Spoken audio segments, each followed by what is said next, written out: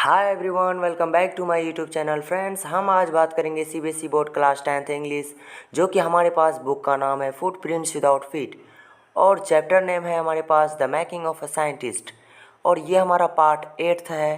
That means कि हमने part 7 को कंप्लीट कर लिया है, उसको कवर कर लिया है पार्ट 7 को। अब हम यहाँ पे स्टार्ट करने जा रहे हैं पार्ट 8th को। तो फ्रेंड्स, हम यहाँ पे पार्ट 8 शुरू करने जा रहे हैं, तो चलिए हम शुरू करते हैं। हमारे पास पहला सेंटेंस है, When he saw those photos, Everett didn't shout Eureka or even I have got it, but he believed that along with his findings about insect hormones, the photos gave him the answer to one of biology's puzzles: how the cell can read the blueprint of its DNA. DNA is the substance in the nucleus of a cell that controls heredity. It determines the form and function of the cell. Thus DNA is the blueprint for life. Friends, हमने यहाँ पे तो sentence को पढ़ा है, read किया, लेकिन यहाँ पे क्या बोला जा रहा है हम इस चीज़ को समझते हैं। यहाँ पे बोल रहा है, जब उन्होंने उन तस्वीरों को देखा तो एवराइट ने चिल्लाकर नहीं कहा यूरेका या यहाँ तक कि मुझे मिल गया, लेकिन उनका मानना था कि कीट हार्मोन के बारे में उनके निष्कर्षों के साथ साथ तस्वीरों ने उन्हें जीव विज्ञान की एक पहेली का उत्तर दिया। कोशिका अपने डीएनए के ब्लूप्रिंट को कैसे पढ़ सकती है? डीएनए कोशिका के नाभिक है ना, नाभिक में मौजूद वह पदार्थ है जो आनुवंशिकता को नियंत्रित करता है। यह कोशिका के रूप और कार्य को निर्धारित करता है। इस प्रकार डीएनए जीवन का ब्लूप्रिंट है। तो फ्रेंड्स, डीएनए के बारे में आप डिटेल्स अगर पढ़ेंगे तो आप साइंस सब्जेक्ट में पढ़ेंगे। ये डीएनए एक चैप्टर ही है, टॉपिक ही है डीएनए, है ना, डीऑक्सी राइबोन्यूक्लिक एसिड इसका जो मतलब होता है। तो फ्रेंड्स, ये तो इंग्लिश क्लास है, तो यहाँ पे हम अभी इंग्लिश कहानी के तौर पे यहाँ पे हम इंग्लिश ही जानेंगे, कहानी देखेंगे। लेकिन डीएनए की बात है तो डीएनए हम मतलब आगे पढ़ेंगे कोई और ही सब्जेक्ट में इसके बारे में डिटेल। तो फ्रेंड्स, यहाँ पे इतना ही बोल रहा है। अगर हम फिर से देखें इन शॉर्ट में कि यहाँ पे क्या बोल रहा है, यहाँ पे यही बोल रहा है कि जब उन्होंने तस्वीरों को देखा तो एवराइट ने चिल्लाकर नहीं कहा यूरेका या यहाँ तक कि मुझे मिल गया, लेकिन उनका मानना था कि कीट हार्मोन के बारे में उनके निष्कर्षों के साथ साथ तस्वीरों ने उन्हें जीव विज्ञान की एक पहेली का उत्तर दिया। कोशिका अपने डीएनए के ब्लूप्रिंट को कैसे पढ़ सकती है? डीएनए कोशिका के नाभिक में मौजूद वह पदार्थ है जो आनुवंशिकता है ना, आनुवंशिकता को नियंत्रित करता है। यह कोशिका के रूप में और कार्य के निर्धारित करता है। इस प्रकार डीएनए जीवन का ब्लूप्रिंट है। तो फ्रेंड्स, इस पैराग्राफ में यही बोला जा रहा है, इतना ही बोला जा रहा है। अब हम अपना नेक्स्ट पैराग्राफ की तरफ बढ़ते हैं। अब सेंटेंस है, Ebright and his college roommate James R Wong worked all that night drawing pictures and constructing plastic models of molecules to show how it could happen। तो फ्रेंड्स, यहाँ पे बोला जा रहा है, एवराइट और उनके कॉलेज के रूममेट जेम्स आर वोंग ने पूरी रात चित्र बनाने और अणुओं के प्लास्टिक मॉडल बनाने में काम किया ताकि यह दिखाया जा सके कि यह कैसे हो सकता है। ओके, अब गाइस हमारे पास सेंटेंस है, together they letter wrote the paper that explained the theory. That means बाद में उन्होंने मिलकर एक पेपर लिखा जिसमें मतलब इस सिद्धांत को समझाया गया था। ओके, अब गाइस हमारे पास नेक्स्ट जो सेंटेंस है वो है, Surprising no one who knew him, Richard Everett graduated from Harvard with highest honors, second in his class of 1510। That means guys, यहाँ पे बोल रहा है कि रिचर्ड एवराइट ने हार्वर्ड से सर्वोच्च सम्मान के साथ स्नातक की उपाधि प्राप्त की, जो 1510 की अपनी कक्षा में दूसरे स्थान पर था। उसके बाद गाइस बोल रहा है, Ebright went on to become a graduate student researcher at Harvard medical school. यहाँ पे बोल रहा है कि एवराइट हार्वर्ड मेडिकल स्कूल में स्नातक छात्र शोधकर्ता बन गए। ओके।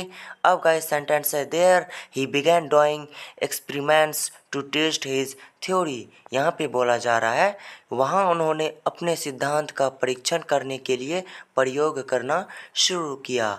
तो फ्रेंड्स यहाँ पे इतना ही बोला जा रहा है। अब गाइस हम अपना नेक्स्ट पैराग्राफ की तरफ बढ़ते हैं। डैट मीन्स कि नेक्स्ट सेंटेंस में चलते हैं। सेंटेंस है if the theory proves correct it will be a big step towards understanding the processes of life. That means guys यहाँ पे बोल रहा है यदि यह सिद्धांत सही साबित होता तो यह जीवन की प्रक्रियाओं को समझने की दिशा में एक बड़ा कदम होगा। It might also lead to new ideas for preventing some types of cancer and other diseases. That means कि यहाँ पे बोल रहा है इससे कुछ प्रकार के कैंसर और अन्य बीमारियों की रोकथाम के लिए नए विचार भी सामने आ सकते हैं। उसके बाद सेंटेंस है all of this is possible, ये संभव है। उसके बाद सेंटेंस है because of Ebright scientific curiosity, यानी एब्राइट की वैज्ञानिक जिज्ञासा के कारण his high school research into, है ना, the purpose of the sports on a monarch pupa eventually lead him to his theory about cell life. यहाँ पे बोल रहा है मोनार्क के प्यूपा पर धब्बों के उद्देश्य पर उनके हाई स्कूल के शोध ने अंततः उन्हें कोशिका जीवन के बारे में उनके सिद्धांत तक पहुँचाया। अब गाइस हम अपना नेक्स्ट पैराग्राफ की तरफ बढ़ते हैं। फ्रेंड्स सेंटेंस है Richard Ebright has been interested in science since he first began collecting butterflies. यहाँ पे बोल रहा है रिचर्ड एब्राइट को विज्ञान में तब से ही दिलचस्पी है जब से उन्होंने तितलियाँ इकट्ठा करना शुरू किया था। But not so deeply that he hasn't time for other interest. यहाँ पे बोल रहा है लेकिन इतनी भी नहीं कि उन्हें दूसरी मतलब रुचियों के लिए समय ही ना मिले। ओके। अब गाइस सेंटेंस है Ebright also become a champion debater and public speaker, okay, and a good canoeist and all around outdoors persons.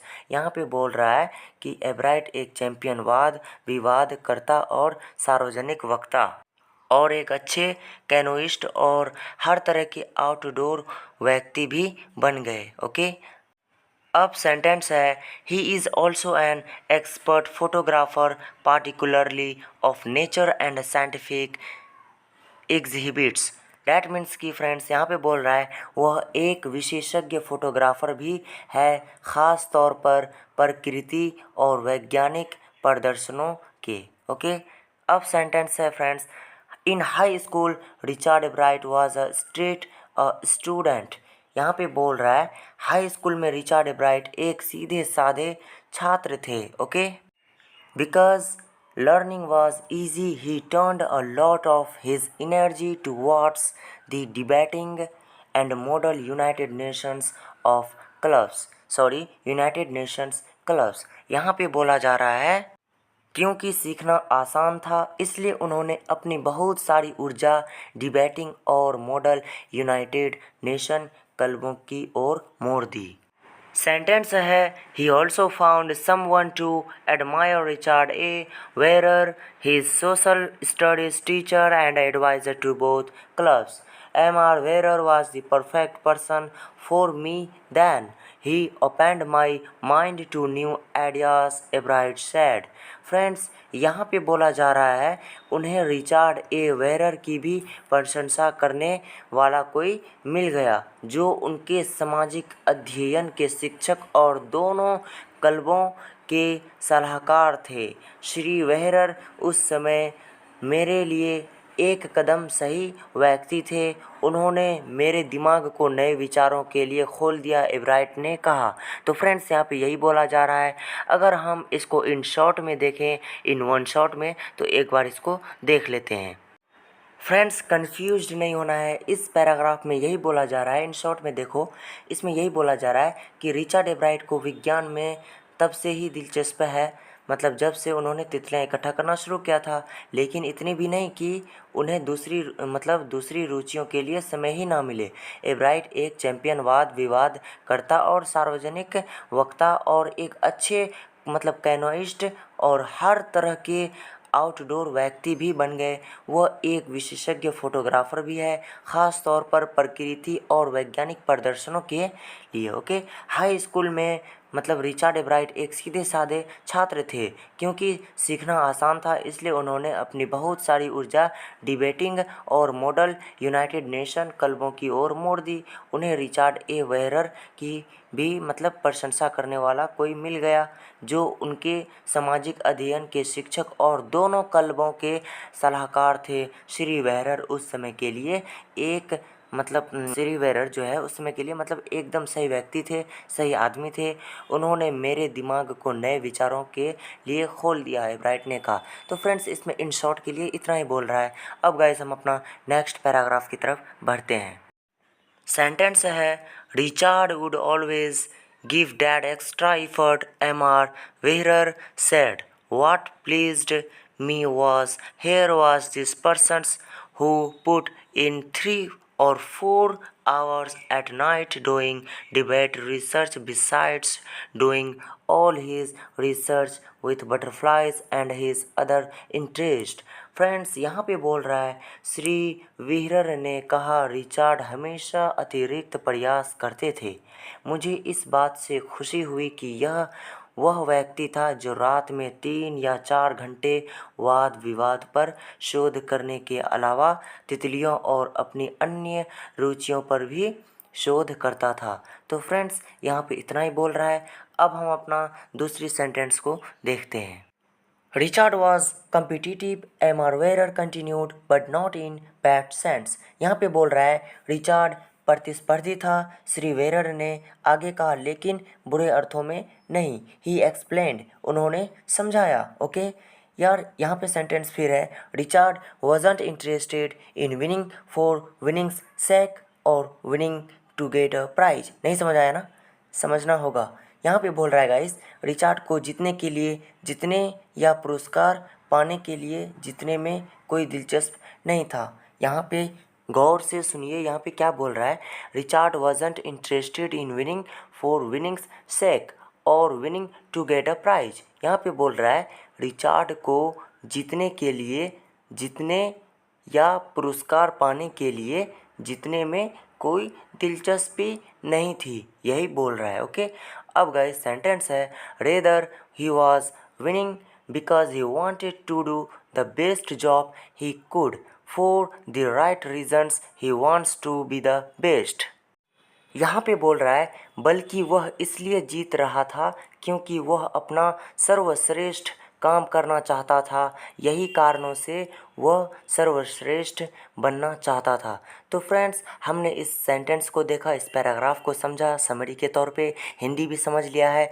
अब गाइस हम अपना नेक्स्ट पैराग्राफ की तरफ बढ़ते हैं। फ्रेंड्स, अब हमारे पास the making of a scientist के लिए ये लास्ट पैराग्राफ है, लास्ट सेंटेंस है।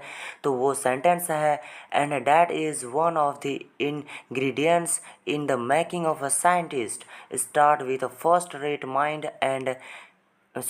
mind add curiosity and mix in the will to win for the right reasons। यहाँ पे बोल रहा है, और यह एक वैज्ञानिक बनने के लिए ज़रूरी तत्वों में से एक है। बेहतरीन दिमाग से शुरुआत करें, जिज्ञासा जोड़ें और सही कारणों से जीतने की इच्छा शक्ति को शामिल करें। यहाँ पे यही बोल रहा है। ओके, अब गाइस सेंटेंस है, एब्राइट हैज़ दिस क्वालिटीज़, यानी एब्राइट में ये गुण है। From the time the book The Travels of Monarch X opened the world of science to him। यहाँ पे बोल रहा है कि जब से किताब the travels of monarch x ने उनके लिए विज्ञान की दुनिया खोली, तब से रिचर्ड एब्राइट ने अपनी वैज्ञानिक जिज्ञासा कभी नहीं खोई। तो फ्रेंड्स, इन शॉर्ट में यहाँ पे यही बोल रहा है कि इसको ध्यान से समझिएगा। इन शॉर्ट में यही बोल रहा है, और यह एक वैज्ञानिक बनने के लिए ज़रूरी तत्वों में से एक है। ओके, बेहतरीन दिमाग से शुरुआत करें, जिज्ञासा जोड़ें और सही कारणों से मतलब जीतने की इच्छा शक्ति को शामिल करें। एब्राइट में ये सब गुण है। जब से किताब the travels of monarch x ने उनके लिए विज्ञान की दुनिया खोली, तब से रिचर्ड एब्राइट ने अपनी वैज्ञानिक जिज्ञासा कभी नहीं खोई। तो फ्रेंड्स, इस पैराग्राफ में यही बोला जा रहा है इन शॉर्ट में। तो गाइस, हमने द मेकिंग ऑफ साइंटिस्ट को समझा। डैट मीन्स कि साइंस यानी वैज्ञानिक का निर्माण। ओके, ये चैप्टर यही कह रहा था। तो फ्रेंड्स, हमने यहाँ पे पढ़ा, रिचर्ड एब्राइट के बारे में पढ़ा, सब चीज़ पढ़ा है। तो गाइस, ये चैप्टर मेरा यहीं पे एंड होता है, यहीं पे ख़त्म होता है। अब गाइस, इस चैप्टर का जो मेन इम्पॉर्टेंट क्वेश्चन आंसर्स है उसको हम लेकर के आएंगे पार्ट 9 में। जी हाँ गाइस, हम उसको पार्ट 9 में लेकर के आएंगे। और गाइस, उम्मीद करता हूँ कि मैंने जो आपको बताया है तो ज़रूर आपको समझ में आ गया होगा। तो फ्रेंड्स, यहाँ पे मैंने वर्ड मीनिंग्स नहीं बताया, इसलिए कुछ कुछ इम्पोर्टेंट्स वर्ड मीनिंग नहीं बताया है, क्योंकि कुछ कुछ इम्पोर्टेंट्स वर्ड मीनिंग मैंने पहले ही आपको पिछले वीडियो में बता दिया है। क्योंकि सेंटेंस बार बार रिपीटेड हो रहा है ना, दोहरा रहा है, इसलिए मैंने बता दिया था, इसलिए मैंने नहीं बताया। फ्रेंड्स, मैंने जो यहाँ पे बोला कि सेंटेंस रिपीटेड हो रहे हैं, सेंटेंस रिपीटेड नहीं हो रहे हैं। डैट मीन्स कि इंग्लिश वर्ड रिपीटेड हो रहे हैं। सेम इंग्लिश वर्ड रिपीटेड हो रहे हैं पैराग्राफ में, सेंटेंस में, हर एक सेंटेंस में। इसलिए मैंने वर्ड मीनिंग को बार बार नहीं बताया, बताया है लेकिन एक ही बार बताया है।